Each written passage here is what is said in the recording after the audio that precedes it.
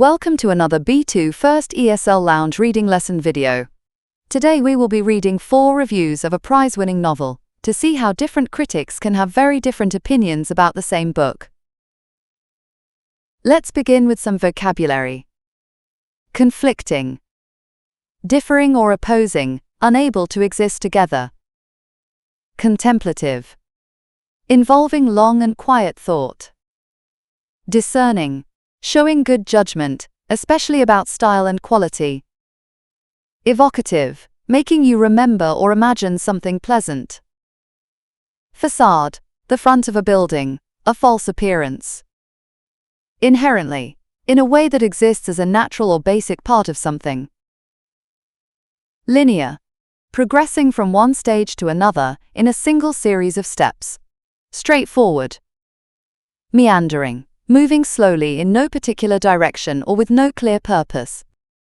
Pretensions, the act of trying to appear more important or clever than you are. Protagonist, the main character in a book, film, or play. Purported, claim to be something, especially falsely. Unflinching, not showing fear or hesitation in the face of danger or difficulty.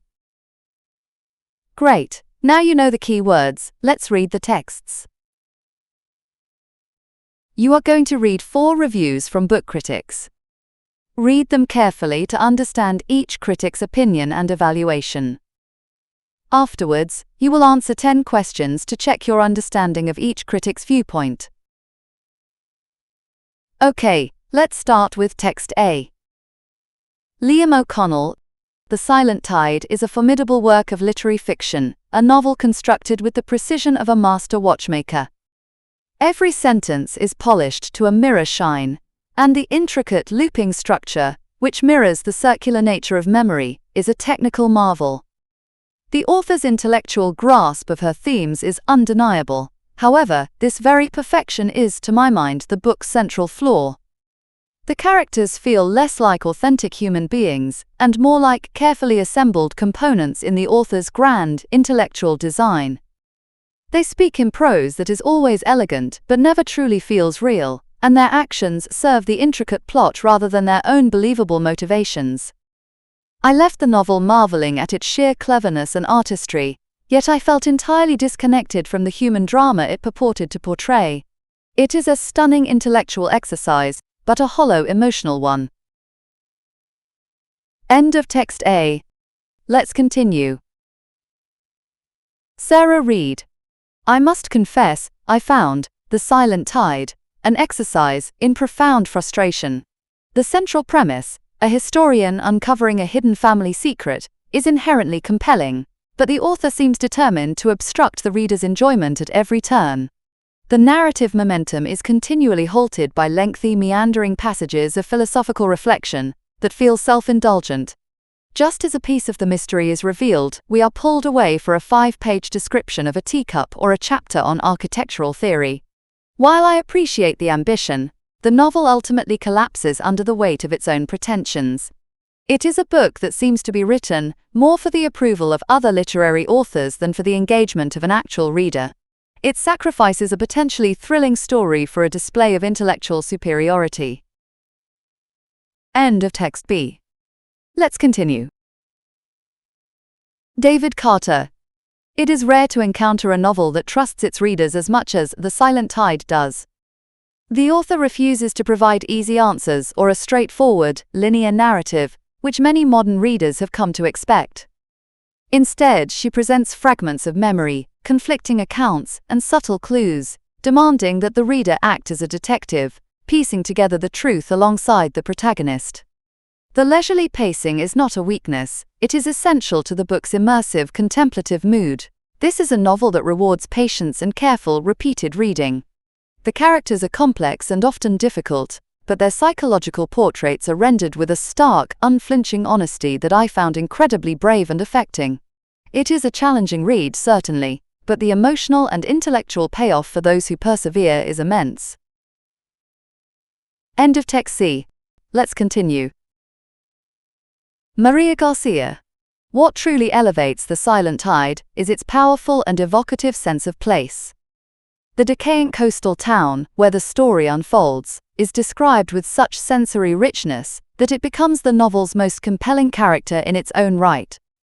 The scent of the salt marsh, the sound of the foghorn, the crumbling facades of the buildings. All of these elements are woven together to create an atmosphere of melancholic beauty that perfectly mirrors the protagonist's own sense of loss and confusion. However, this intense focus on setting comes at the expense of the supporting cast, a common issue in such atmospheric novels. Outside of the protagonist, the other characters feel underdeveloped, like faded photographs. They appear when the plot requires them, but they lack the inner life that would make their interactions with the central character feel truly significant or memorable in any way. Okay, time for a few questions to check your understanding. Question 1. Which reviewer praises the author for respecting the reader's intelligence? Pause the video now to think about your answer.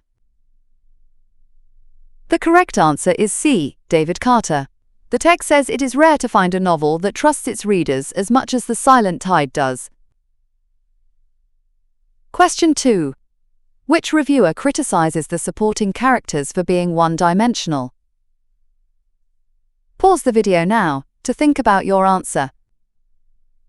The correct answer is D. Maria Garcia. The text describes the other characters as feeling underdeveloped, like faded photographs, which is a way of saying they are one-dimensional.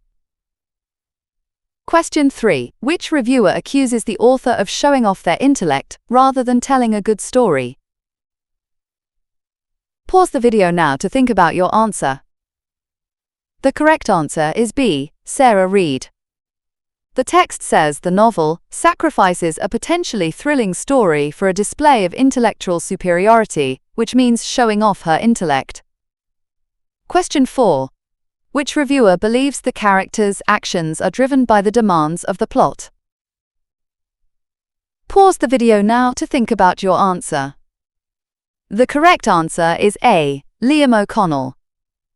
The text says the characters' actions serve the intricate plot rather than their own believable motivations. Question 5. Which reviewer suggests the novel's slow speed is a necessary part of the experience?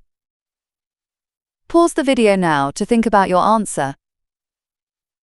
The correct answer is C. David Carter. The text says, the leisurely pacing is not a weakness. It is essential to the book's immersive contemplative mood. Question 6. Which reviewer compliments the author on the vividness of the physical setting? Pause the video now to think about your answer.